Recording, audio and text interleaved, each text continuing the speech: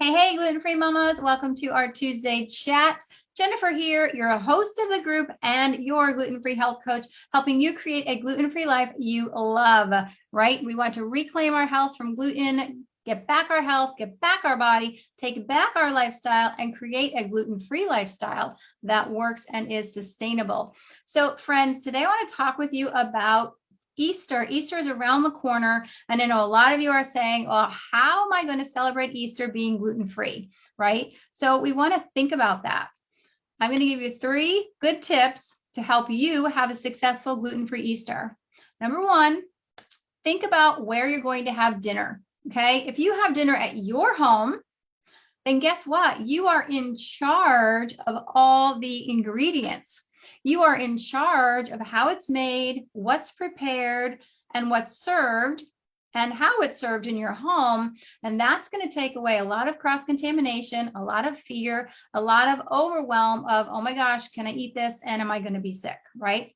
So research what you're going to serve. If you're unsure, every year I research the hams because they change every single year, right? Different companies do different things. So find a ham or lamb or whatever main dish, meat or not, meat or vegetarian, that you're serving, and research it and find one that works for you. Okay, like we have extra allergies, corn as well as gluten. It's a little harder to find a ham without corn in it. So every year I'm always searching because my family wants ham. I'm like, all right. So that's what we do. Research it, find what works for you. You create the meal, you're in charge. You can breathe. Yes, you have a little more work to clean the house and cook, but you're going to have a great meal, a great celebration, and just relax and enjoy, okay? Number 2, if you're eating at someone else's house, can be a little more stressful because you're worrying about how do they prepare the food? Will I be able to eat what they have? Well, first of all, if it's family, then you want to talk with them and see, okay, do they really get what you need? And if they do, you're probably going to be all set, right? If it's family and they don't know, or you're going to a friend's house where you haven't eaten before, bring something for yourself, okay? Take the stress off of their plate. They should not be cooking for you, especially on a holiday when they don't know what to do, all right? If you're going to be over there and cook with them, then I would say do it together. But if you're just going there for dinner, so what we do is we bring a few side dishes, and that's what we enjoy.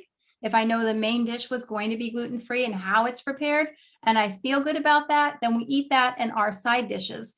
If you're not sure about that, then bring your whole meal. We've done that too. I have gone to my mother-in-law's house and brought our entire Thanksgiving meal with us.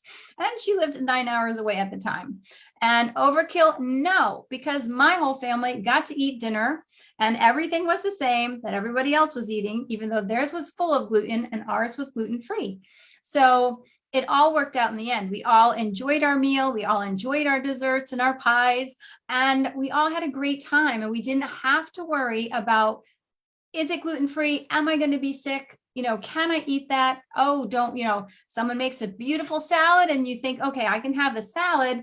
And then they dump a whole package of shredded cheese on top. Now you can't eat it if you're dairy-free, right? So it's like, now I can't eat the salad. So thinking about what you can eat, bring with you what you can eat. Take the stress away. Enjoy the people around you. Okay. And number 3, so your children want an Easter basket, right? Maybe your spouse wants an Easter basket, or your friend, or your partner, whoever wants an Easter basket. How do you make a gluten-free Easter basket? I say, look at things. I mean, my children have been doing this for 11, 12 years now. So I concentrate more on toys than the candy. Okay. Yep. A little bit of a switch, but toys, books, something fun, right? Something fun they would enjoy, a new game, right? A movie, something like that. And then I add in a few different treats, because I don't want to bombard them with a ton of sugar either, because we don't have all that in our diet every day, all day, like we used to. Not anymore. So, sometimes having all these treats is okay, but if you don't want to bombard your kids, you can get Yum Earth is a great brand. You can try that. That's a good safe one. Or for allergies as well, I love endangered species chocolate. It's just a brand that I turn to. I know it's gluten-free. I know it's dairy-free, and it's really delicious and has many different options that you can try.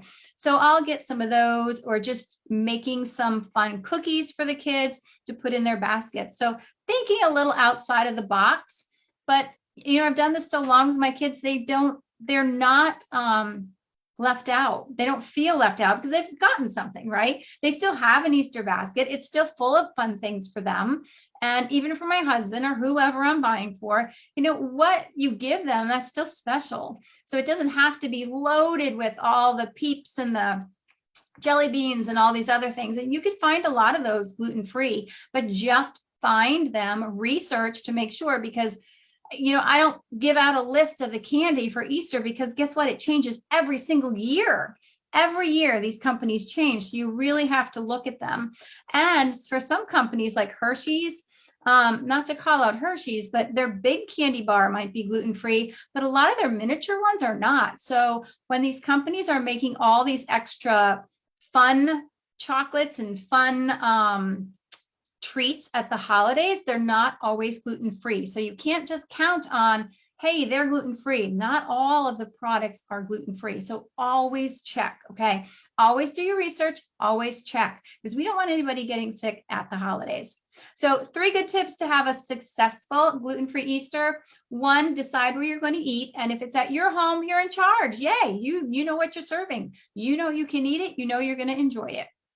2, if you're eating at someone else's house, then see how you are in your comfort zone. Where are you? Are you good to go? Do they understand what you can have and what you can't have? And do you trust how they're going to cook for you? If so, you're good to go. If not, bring side dishes with you, or bring a whole meal with you. Okay. Or offer to bring the main dish. I mean, that's up to you. However, you're working it with the person that whose house you're going to. Okay. And number 3, yes, you can give your gluten-free children or your gluten-free self an Easter basket and enjoy it. Concentrate on some of the toys or books or movies, things like that. And then add in just a few treats that are safe gluten-free treats. Always, always double check, because at the holidays, companies throw some in. And again, they're not all gluten-free. So always make sure. All right, friends, I hope that helped you. I hope you all have a very delicious Easter Sunday. And until next time, I'll see you once again. Have a delicious gluten-free day.